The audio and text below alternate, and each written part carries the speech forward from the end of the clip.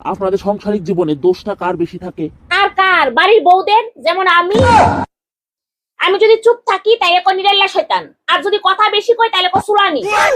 আমি কোনো কাম করলে কো লোক ধাই না কাম করি, আর যদি চুপ করে শুয়ে থাকি তাইলে কো কাম শুই। যদি কদ্দুর আমি হাসি খুশি তাহি তাইলে তো মা গো মনে কত রং লাগছে, আর যদি কদ্দুর চুপচাপ তাহি তাইলে কইবো ও মা ডং করে। আমি যদি কত সাজগোজ করি তাইলে কো আমারে জিলকাইন না, আর যদি আমি একদম অগোছাল হয়ে থাকি তাইলে কো মা গো কেমন ফহিরের গর্তে আনছি বউ।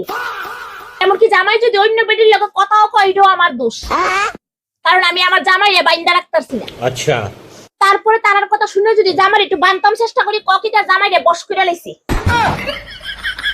বাপের বাড়িতে না গেলে কই ও মা বাপের বাড়িতে মনে খাওয়ান বালা কইরা দেয় না গো, খাওয়ান মিলে না এলে কই জানা।